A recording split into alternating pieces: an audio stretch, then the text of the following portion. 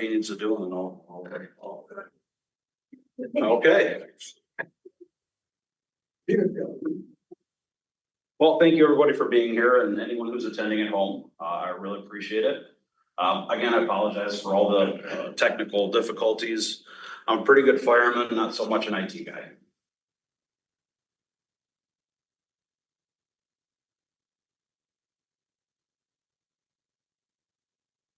This is one of several presentations we're going to be public, talk about what we're asking voters for this coming fall. And this is a direct result of failure that we had of an election question 1 year ago. So what are we asking the Scio voters?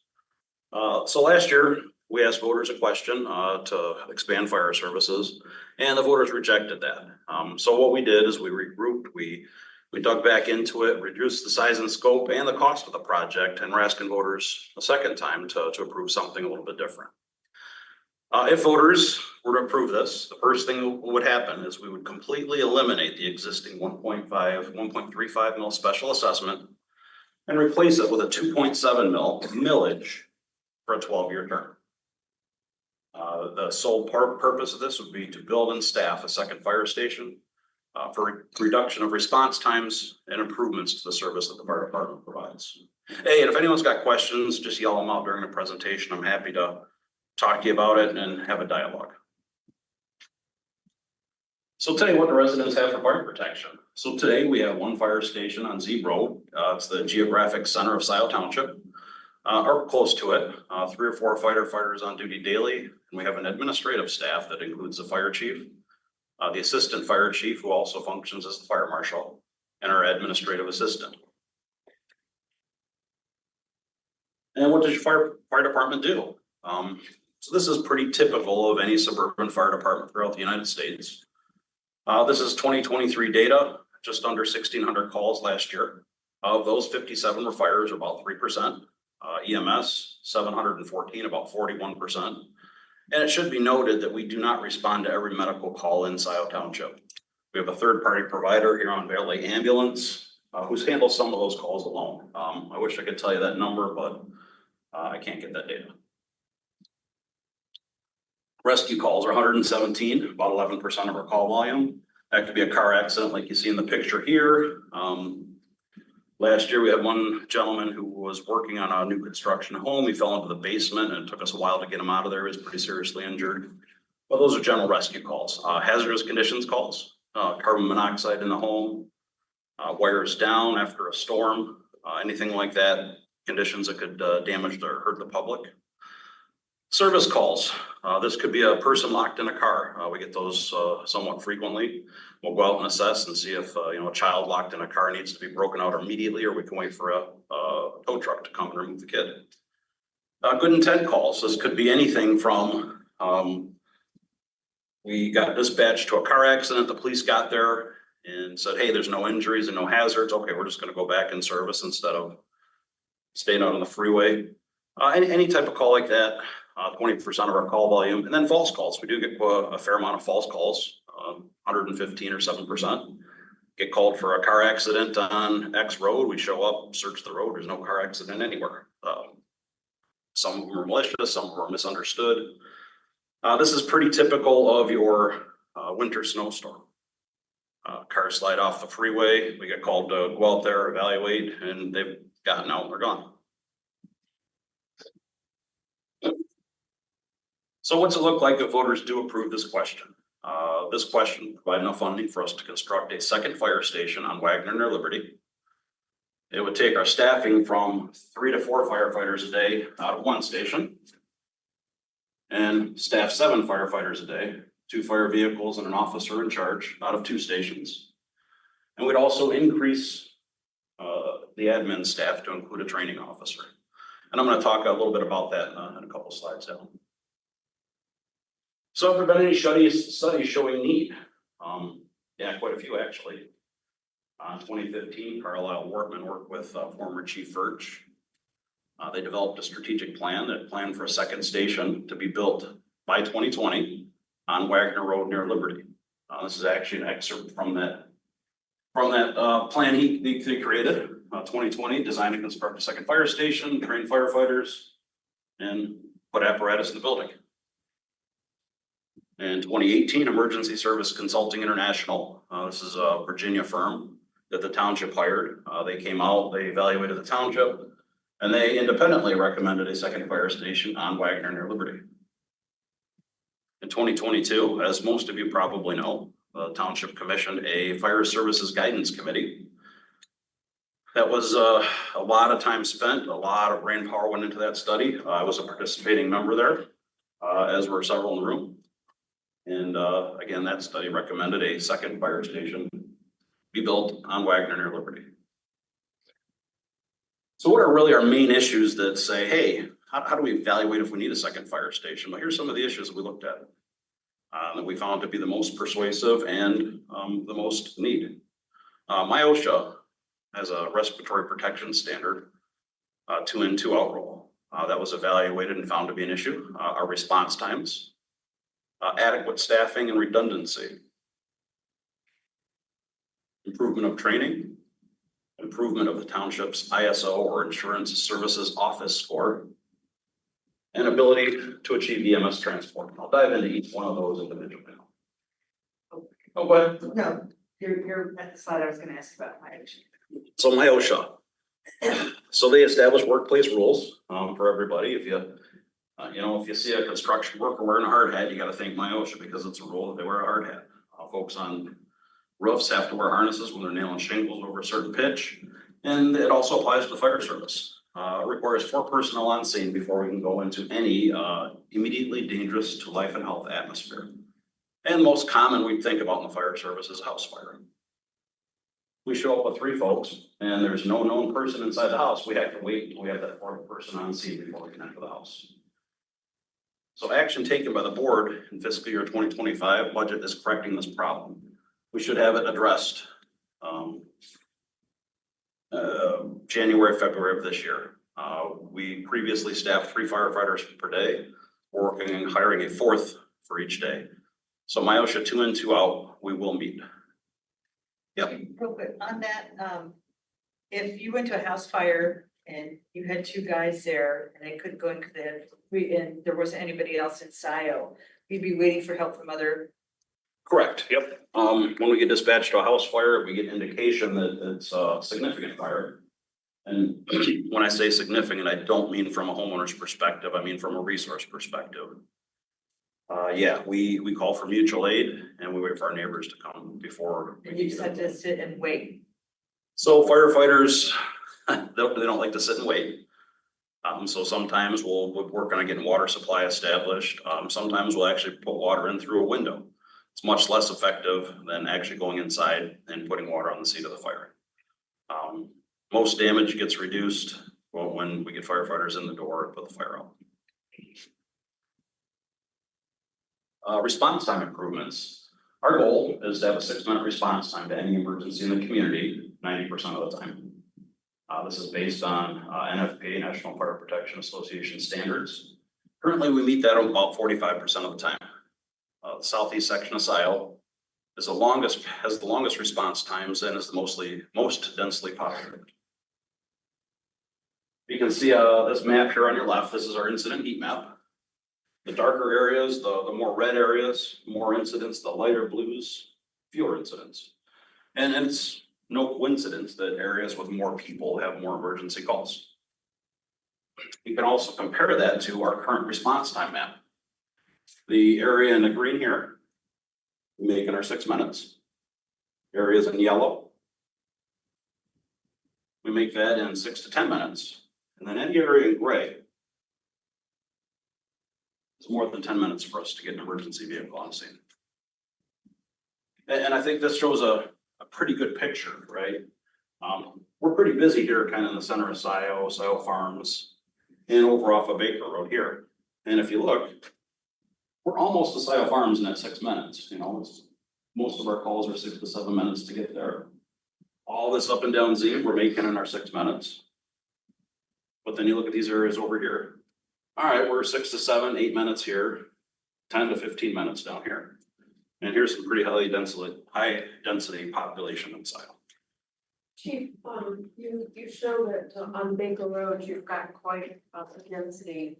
Is that, to the various gas stations and the truckers? Does that have to do with them or is that something else? It's everything. Every single call, we've had tractor trailer fires over there. We get fuel spills over there, alarms in the businesses. In fact, I think over the weekend, we had a vehicle fire just north of 94 on Baker. Actually, two vehicle fires, I think one on the freeway and one just north of the freeway over the weekend. In addition to a tractor trailer fire over here. It's just having the concentration of tractor trailers does increase the calls, but I wouldn't say it's the sole determinant of why we're busy there. Okay, thank you. Now, if we take a look at this second map compared to our heat map, we've got our locations of our fire stations and our proposed fire station. And anything in yellow is going to have a reduced response time as compared to what we have today. So the black areas are the different municipalities, the city of Ann Arbor. Correct, yep. The black area on the right side of the screen, this is Ann Arbor, serviced by Ann Arbor City. And this is Dexter up here. So we don't provide service to there unless they call us. But looking just at our service area, and this is really what our primary area would be. Any emergency in the white area would be covered by the Zeeb station. Anything in the yellow would be covered by the Wagner Road station. And then there would be several of our call types that would get responses from both fire stations. And can you talk about the ISO rating a little bit, unless you're going to get that later? Yep, it's in there. Okay. So adequate staffing and redundancy. Currently, we under-respond to about 30% of our calls. We can handle a non-critical medical call by ourselves with the 3 or 4 people on duty. A car accident, any fire, most of our rescue calls, most of our alarms, most of our hazardous condition calls and our high acuity medical calls all need more than the 3 or 4 people we have on duty. Typically, we can't call our mutual aid partners for 30% of our calls, so we under-respond. About 12% of the time, we have overlapping calls. The ability to respond to, if this were to be passed, we'd have the ability to respond to 2 or more lower acuity calls at the same time. So we wouldn't have to pick or choose which call to respond to and help decrease the reliance on mutual aid. One thing that we haven't really talked a lot about is redundancy. I'm gonna back up, actually, this is a great map right here. If our Zeeb Road station responds to an emergency up in the Lock Alpine subdivision, and an emergency comes in anywhere else in the township, it's a long drive. We don't have anyone back. There's no backup to get to that call. With the second fire station, we'd be able to handle everything in this primary district and back up the second district for emergency calls. And again, 12% of the time we have overlapping calls. Improvement of training. There's a lot of training standards we have to meet. MIOSHA's got a ton of standards.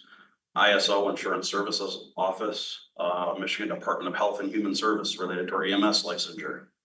And then also, a training officer would provide industry best practices here in the community. He or she would be going out to trainings, learning what's going on in the firefighting world, and bringing all that stuff back to Scio Township.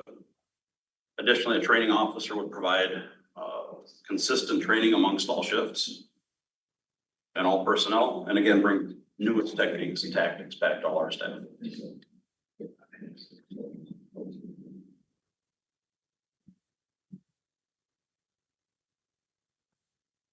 Improvement of our ISO score.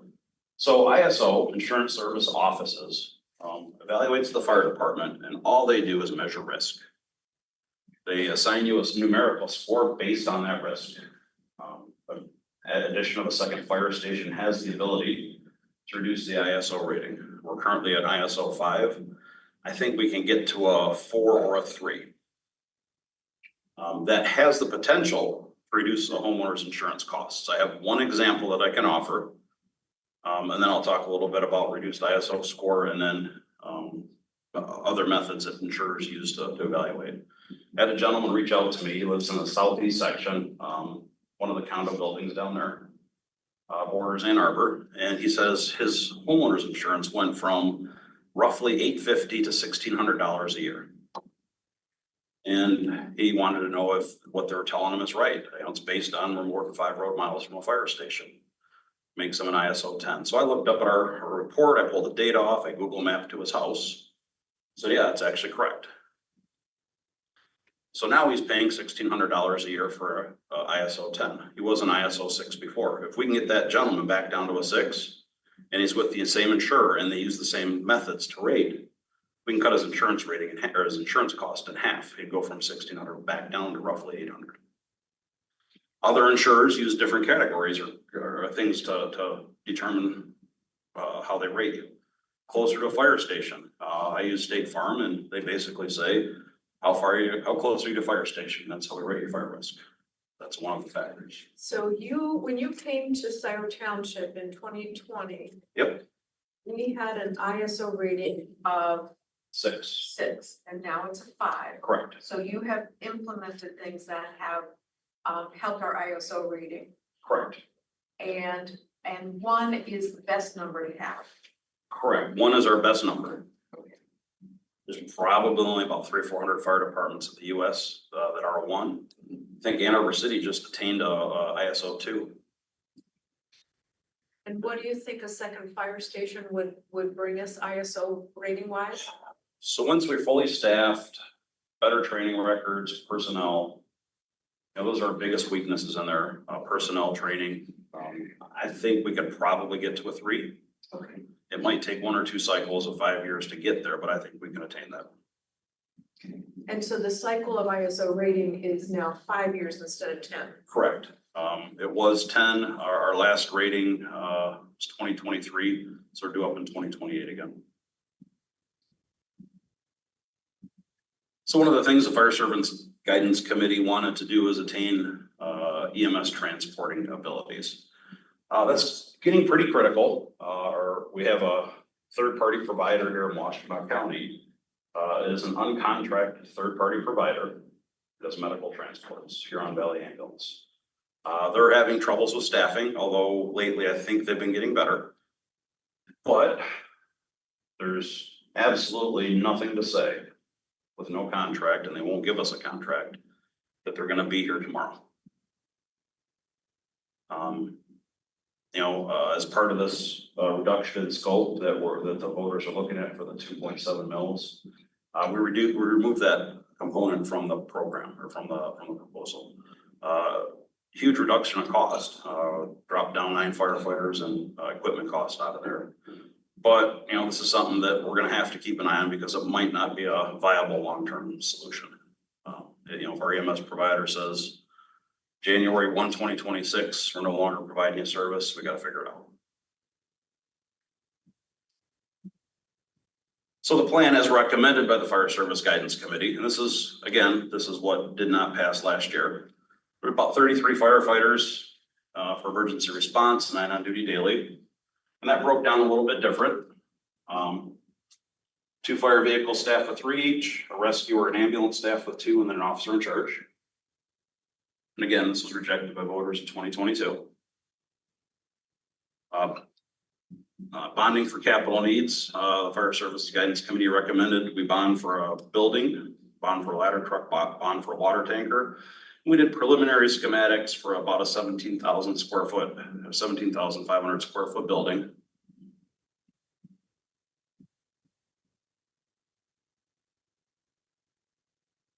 Staffing wise, by eliminating the EMS transport, we went from 33 to 24, pretty significant reduction in cost there. Reduction in bonding for capital. Ladder truck, critical piece of equipment. Scio is getting taller every day, and our ladders on our engines don't reach a 2nd story or a top of a commercial building. Ladder truck's a necessary piece of equipment. By taking the bonding for this out, we took almost $2 million out of the project, but we're looking for alternate sources. Right now, we've got about half the funding for a ladder truck, various sources. Several of you in this room reached out to your legislators and were able to secure $750,000 towards that from them. Community developers are throwing some money in the pot to help fund this. Not enough, but we're getting there. But we'll take what we can. Remove the bonding component for a water tanker for that building. Scio's got a lot of areas, and probably most of its land area does not have municipal water, so we gotta have a tanker to bring water out to fire scenes. We backed that out. When we open the station, if voters give us approval this fall, our current ladder truck will get moved down there, but it's 25 years old. It's at the end of its life. It's one major repair away from a scrap heap. And it exceeds NFPA and national recommendations. But we're gonna ride it till it goes. Brought the cost down. Hopefully something the voters can find palatable, and we'll find another way to, we'll find other funding for it wherever we can. So Chief, what happens now if that water tanker dies? What does the township do? So short term, we're in a bit of trouble. The board has already authorized, and we have on order a new water tanker. So when that comes in, we'll have one brand new one, and we'll have one that we can move to our Wagner Road station that is in operable but not ideal shape. Is that a year? Just a little over a year from now still. Yeah, I think we're projecting next summer. So to Kathleen's question, if that water tanker like kicked the bucket tomorrow, we still have a year to the new one. We're relying on. And I live way up in northeast Scio. We are relying on our neighbors. Yeah, So Chief, and that's not ideal either. No, I know, yeah. So we had that tractor trailer fire on the freeway a couple days ago, Friday. We've made operational changes, so we bring our water tanker out there because it's got more water. So fortunately, we had 2,500 gallons. Once we realized that the vehicle is really involved, we got help from Ann Arbor City and help from Dexter. Unfortunately, Dexter showed up with one guy 15 minutes into the incident. Had we had our engine out there, we'd have been out of water watching a vehicle burn on the freeway. So it's, mutual aid is great, but it's not always timely. Does the city of Ann Arbor have a tank? They do not. They are completely hydranted. They've got a couple areas with sketchy hydrants, and they'll call tankers into a system there on fire. We basically needed them for more manpower. We had about 12 people on this incident scene, which is about what you need for a tractor trailer fire. About 6,000 gallons of water, 10, 12 people, and we're able to get the freeway back open in about 45 minutes. Not open, but a lane moving. I don't know if anyone got caught in that, but I feel sorry for them. So also we do reduce costs by reducing scope of the building. It was always the plan to fine tune the building, but we're given a budget and a timeline and said, hey, give me an idea what a fire station would look like. And we've got a great concept, but it needs to be refined. Just looking at it myself, we've got a training room in the building. We can reduce the scope of that, reorganize the functional spaces to eliminate hall space, reduction of some of the dorms, reduction of crew quarters a bit. I think we can easily shave 3,000 square feet out of that building, maybe 4, and still meet our operational needs. In the future, can we add on? The bills so that we can add on to it? Because this one you can't, right? I mean, you can add on to anything. It's just, does the cost justify the benefit? A lot of architectural compromises. Yeah, so this building, we're sized out of land. If we were to build this building on Wagner, we would have more space, so we could, yes, add on. But I think our goal is to design a building that's gonna last us for the next 50 years. We might have a couple extra dorm spaces in it now, but I don't know what 25 years from now we're gonna need there. I'd rather have 25 or 2 extra dorm spaces now and use them in 20 years when we need it, than try to add on at, inflated construction costs 2-3 decades from now. Part of the other problem that we have with waiting, we had an estimate from the architect of roughly $10.5 million for the building last year.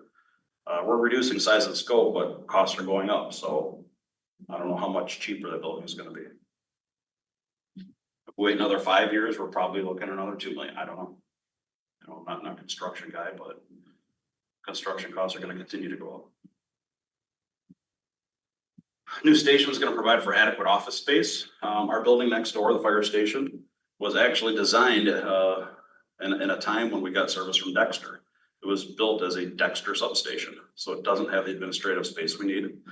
In fact, our assistant chief, his desk is in the guy's kitchen. So, he's reviewing plans, talking with, folks on the phone, doing all his desk work in the guy's kitchen. We don't have adequate space to greet and meet with the public. This building, we've designed with a small conference room in the front. We have a training room for classroom learning and community use.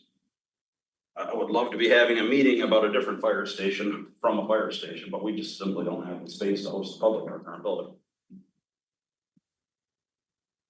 Does need to meet the needs of today, but be flexible enough for tomorrow.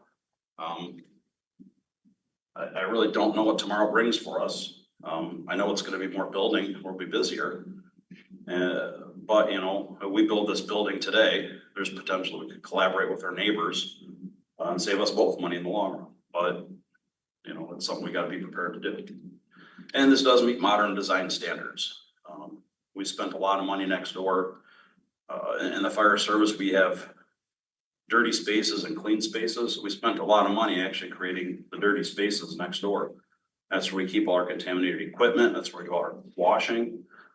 We didn't have that before. Guys would take their dirty turnout gear into the building, you know, spreading cancer causing contaminants. We've got diesel exhaust systems that we use now. The pipes hook up to the tailpipe of the vehicle and exhaust the diesel stuff right out of the building. So this building does meet modern design standards. So what's it really cost for a homeowner? Here's some comparisons. You know, if you got a $300,000 home, you have $150,000 taxable value. And please don't, we won't talk into Headley and how the rollback and all that other stuff works, but understand, $300,000 home has about $150,000 taxable value. And today that $300,000 homeowner pays $203 for fire protection. If this passes, he'd pay about $405, he or she. In bold, here's your average Scio home today. Their fire tax would go from $338 to $675. But for comparison, this average homeowner in Scio pays 36.5 mils roughly, $9,302 a year. About 10 of that's to the township, about 10%, 933. And here's your fire protection. Right now, 1.35 mils for $338. So the majority of your taxes don't even stay here in Scio. If this fire tax was authorized, this would stay right here in Scio and directly benefit the community. Do you know where the other part goes? Oh, yeah. I'll pull up I found one that was average. Most of it's, well, county is 4 mils. The schools get a lot. There's state education. There's so many things there, but I'm happy to pull something up and share with you. So again, if voters authorize this, what are you gonna get? What are you gonna see for your investment in the community? You're gonna get a second fire station on township-owned property on Wagner near Liberty. The township bought this property several years ago for this intended purpose, as well as utilities improvements. You're gonna see 7 firefighters on duty every single day, ready to handle your calls. After we are able to work through the hiring process and get them all on board, it's probably 5 or 6 years. And your admin staff will increase to include a training officer. And again, here's the wheels meet the road for the residents. We're going from 3 to 4 firefighters on day, staff in 1 fire vehicle. The staff in 2 with an officer in charge and 7 folks out there ready to respond to your emergency every day.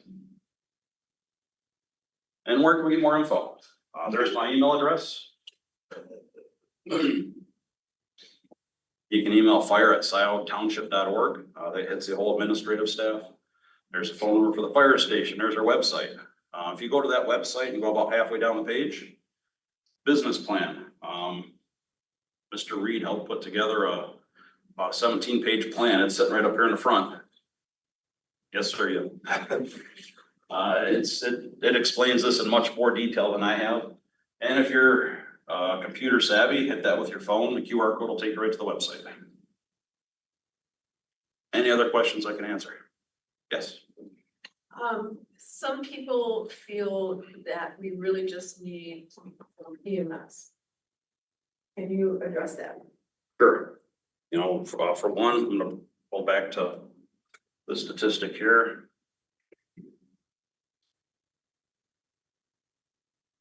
Oh, there we go. Yes, if we just focused on EMS, we'd be able to address 41% of our calls. If I put an ambulance in a building in the southeast section of the township, I could absolutely handle about 41% of the calls. If I put a fire engine down there, I can handle 100% of them.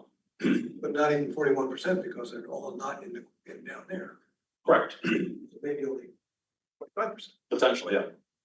Yeah, but I think the point being, an EMS component alone only looks at 40% of the problem rather than 100%. That fire engine, we staff them with firefighter EMTs. It's licensed to the EMT level and it carries everything that an ambulance would have except a stretcher. It can do everything you can. Our fire engines can do everything an ambulance can except take you to the hospital. Kathy, do you have a question? I think you just answered my question and I wanted to look at this slide. There's plenty of feedback that since we only have 3% fire, there's a misconception that the weight of it really is EMS, but fire encompasses all of the other categories, so it's closer to 60%, right? Fire and rescue. Yep. Right, and what you just reiterated is if you focus on EMS, that staff, that vehicle cannot help me if I have a kitchen fire. Correct. If you get And a that car water accident, tank, and that water tanker is scaring me because Me too. I'm gonna need that. I hope you never need it. I can assure you that, but yes, you know, that's one thing, you know, people say fire department, but we're the catch-all for when something goes wrong and no one else can handle it. You know, your storms come through, we got chainsaws in all our vehicles, and we're gonna help open the roads up so we can get in and folks can get out. These power outages we've had were 2 or 3 days, we've had folks reach out to us because we're on municipal water. Hey, I need water for my horses, what can we do? We've got a hose out for folks. You know, just anything the community needs that we can do, we wanna do. And, you know, these are just the emergency calls you see here. You don't see us out there installing smoke detectors in the 85-year-old person's home. You know, those things don't make headlines, but they make the community safer, and those are other things we do too. One thing, Chief, I looked at this and although it doesn't bother me because I understand some folks might look at those numbers and say, that doesn't look right. You got two numbers that are the same, 129, 129, and it's two different percentages. Plus, if you add it up, it doesn't add up.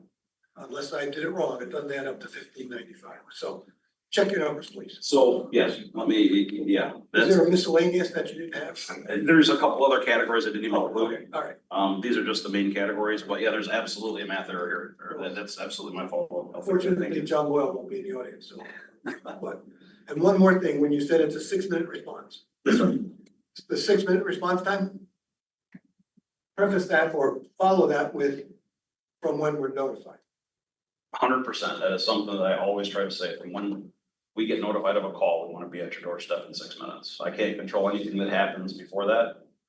But as soon as we know about a call, I can control that. And our goal is to get there to help the citizens in 6 minutes. We got a minute and a half to put on our gear, get out the door, and about 4 to 4.5 minute drive time. And from the time the guy dialed, the person dials the first 9 of 911 to the time you get the call, it's what, 2 minutes?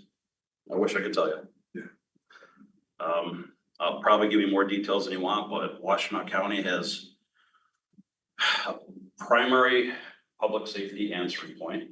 Virtually every call that comes into 911 Washtenaw County comes into the sheriff's dispatch. Fire and EMS if it's a fire and EMS call, it then goes over to Huron Valley Ambulance where they run through their protocol, assign the call, and then dispatch us. I don't know what happens at the primary PSAP, and they don't share much information with us. And their systems do not interface with HVA's systems. So we truly don't know. That's, I will say that is something, we're working on at the fire chief level. Is getting the systems integrated and talking to each other or finding the right solution, because at the end of the day, it's wasting time. All someone knows when they have an emergency is they call 911. They don't care about anything else that happens except someone shows up. And we're trying to find all the roadblocks in there and take them out of the way. Some other questions as well, why don't we just ask the city of Ann Arbor to help us out? I mean, we do all have, most of us have Ann Arbor addresses. And staffing issues too. Correct. So, doing my due diligence as your fire chief, I actually asked that question in Ann Arbor City's fire chief. They do not have the capacity to help us any more than we do. Dexter doesn't either. And Pittsville and Saline are farther away from most of Scio than, from all of Scio than our Z Road station is. Yeah, there's just not the capacity. And do they also, so they also have staffing issues to a certain degree? Yeah. Ann Arbor Cities is a little bit different. They're larger departments. They always have turnover, so they're always hiring as people retire.